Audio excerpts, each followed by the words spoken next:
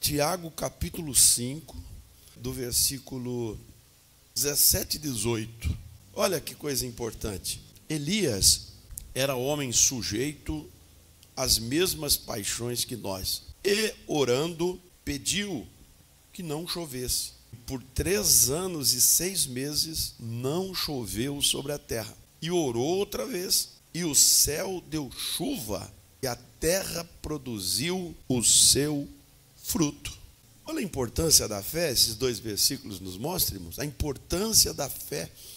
O escritor Tiago está dizendo que Elias era como nós. Ninguém imagina que fosse um super-homem, ninguém pensa que fosse um ser extraterrestre, ninguém imagina que tivesse superpoderes. Não, um homem comum, como eu, como as minhas amadas irmãs, como o presbítero Mihai, como todos nós que aqui estamos, né? Pessoa normal, mas confiava em Deus, mas orava e Deus atendia a sua oração. Queridos, então a palavra de Deus volta a falar conosco mais uma vez sobre fé, a importância da fé, que ela na vida de alguém que sabe utilizá-la, que vai para a presença gloriosa do Senhor, buscar a Ele, pode coisas extraordinárias. O final do versículo 16 diz assim: a oração do justo pode muito, aleluia, em seus efeitos, ou seja, em seus resultados. A oração daquele que está na gloriosa presença de Deus. Porque é lógico, irmãos, que quando nós falamos de oração, de fé, de clamor, estamos falando ao Todo-Poderoso. Aquela oração, aquela fé que é dirigida a quem pode realizar a obra, quem pode fazer a obra. Muitos têm fé, mas fé não é num pé de coelho. Lembra do pé de coelho? Que as pessoas usavam para dar sorte, né? Tem fé no quê? Num objeto, num pedaço de pau, num pedaço de gesso, de pedra, enfim, não é? Fé das mais variadas, das mais diferenciadas. Fé no homem. Quantos depositam a sua fé no homem? Não, aquela pessoa, aquele homem sim, aquele é o salvador da pátria, aquele vai resolver o meu problema. E nós sabemos que não é nada disso. Aleluia. A nossa fé precisa estar firmada no Senhor da glória. Fé pura, fé genuína, fé verdadeira, oração sincera, é aquela que é dirigida ao Senhor. Jesus ensinando nós a orar, por exemplo, ele disse assim: vocês têm que fazer diferente de muitas religiões. Ele falando da época, né? Dos fariseus, dos saduceus, enfim, das religiões da época. O Senhor dizia: eu não quero que vocês usem vãs repetições de palavras. Eu não quero, por exemplo, que vocês fiquem em ladainhas, não é assim? Repetindo tantas vezes as mesmas coisas. Não, eu não quero que vocês peguem um objeto aí considerado sagrado pelas religiões e fiquem ali contando nos dedos, contando nas mãos quantas vezes você repetiu determinada reza, determinada oração. Não. Aleluia. Jesus, meus queridos irmãos, ensinando a orar, ensinando a fé, mostrou que as palavras precisam brotar do nosso coração. Amém? Que esta fé precisa ser manifesta com oração sincera, com oração verdadeira, com palavras que exprimam de fato os nossos verdadeiros sentimentos. E não, louvado seja Deus, apenas meras repetições de palavras. Então Jesus nos ensina como orar, Jesus nos ensina como nos aproximar do Pai. Jesus, inclusive, louvado seja Deus, foi o maior exemplo, não é? Sendo Deus, sendo unigênito do Pai, ele foi o maior exemplo de oração, o maior exemplo de fé, o maior exemplo, meus queridos irmãos, em clamar ao Pai e Deus prontamente responder às orações.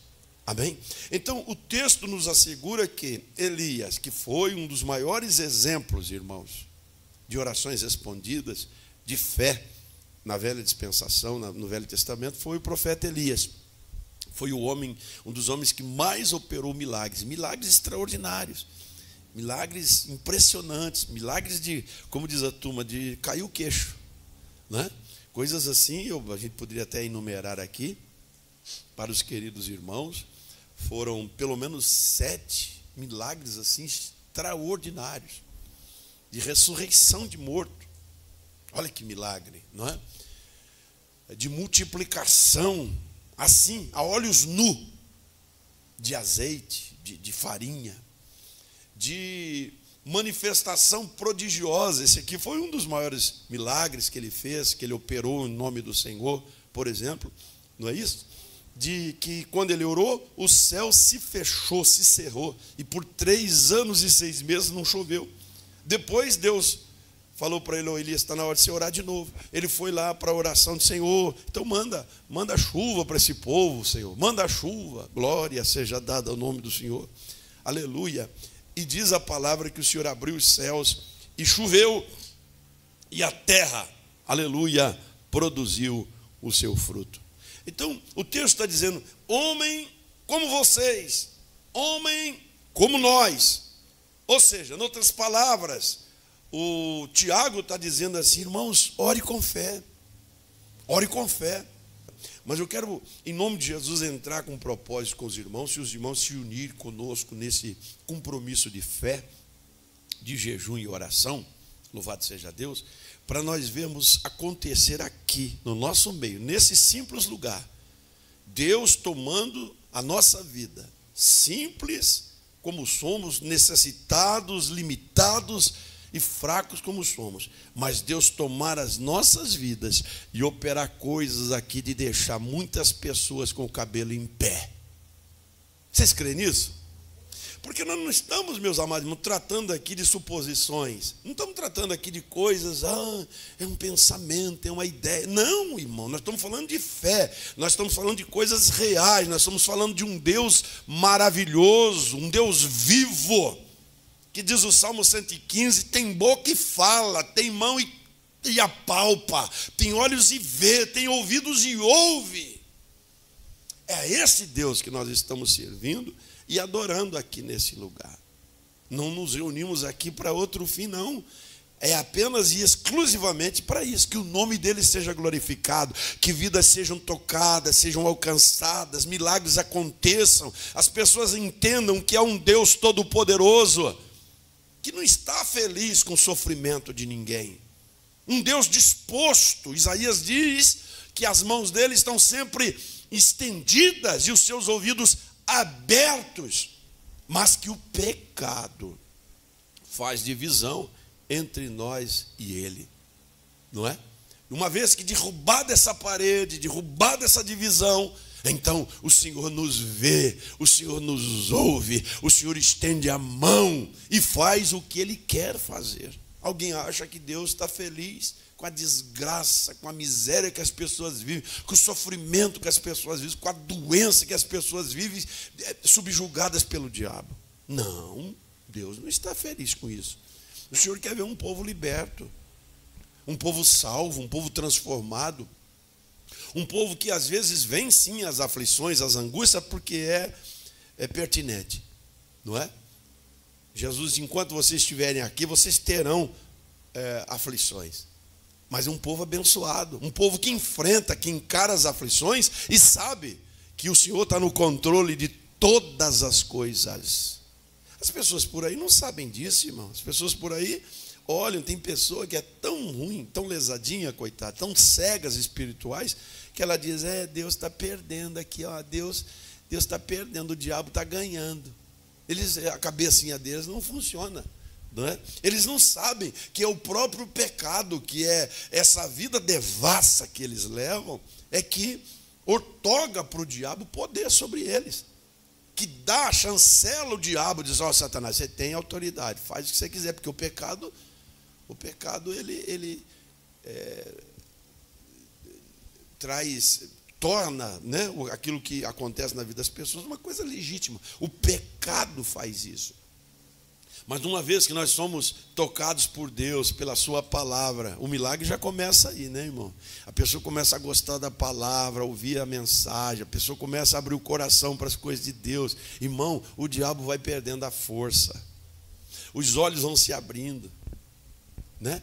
Agora mesmo eu estava conversando com a irmã Dice, ela dizendo: pastor, ora pela minha amiga, ela parece que está dormindo.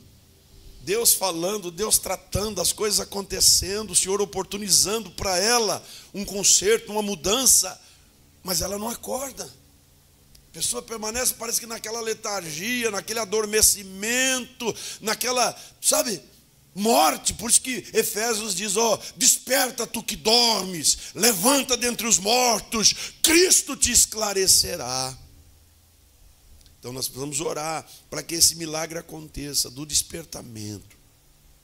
A Bíblia diz que a fé vem pelo ouvir e o ouvir da palavra de Deus. Vai ter muita gente que vai entrar por essa porta, irmão, sem crer nada. Vai vir porque é meu último cartucho, já fiz de tudo, já fui no Pai João, já fui na Mãe Benedita, já fui fazer despacho não sei aonde, eu já corri atrás do sacerdote fulano, eu já estive atrás de não sei de quem, eu já fiz isso, já gastei dinheiro, já fiz tudo, não adiantou nada, estou morrendo, eu vou lá nesses crentes.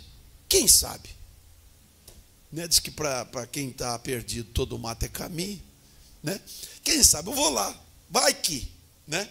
E vão entrar aqui sem fé nenhuma, mas quando entrar aqui, ao ouvir esta palavra, ao receber a oração dessa igreja, o céu vai se abrir, e estas pessoas serão tocadas pelo poder de Deus. Jesus vai operar o milagre. Por quê? Porque a oração de um justo pode muito nos seus efeitos. Porque a oração de uma igreja pode muito, irmão, nos seus efeitos. E Deus vai nos usar, o Senhor vai nos tomar como instrumento. Não é isso, irmão? Glória a Deus. Mesmo sendo, aleluia, Jesus, limitados como somos, mas Deus quer nos usar como instrumento, irmão. Glória a Deus. E vamos orar aqui, e os milagres vão acontecer. Vocês recebem isso, irmãos? Pela fé, no nome de Jesus, eu quero convidar vocês para dia 6, 13 e 20. Serão 3 sextas-feiras só. Glória a Deus. Vai ser 3 sextas-feiras só. Mas, irmão, esse lugar vai ser tomado pela glória de Deus. Em nome de Jesus. Em nome de Jesus. O Senhor vai fazer maravilhas aqui no nosso meio. Doenças incuráveis vão desaparecer para a glória do nome do Senhor. Aquele processo que está parado há tanto tempo que não tem jeito. O Senhor vai trazer resposta. Aquela vida que está cada dia pior, mais distante, mais difícil, mais incrédula, mais, não é assim? Distanciado das coisas de Deus. O Senhor vai trazer. Quem crê dá glória a Deus.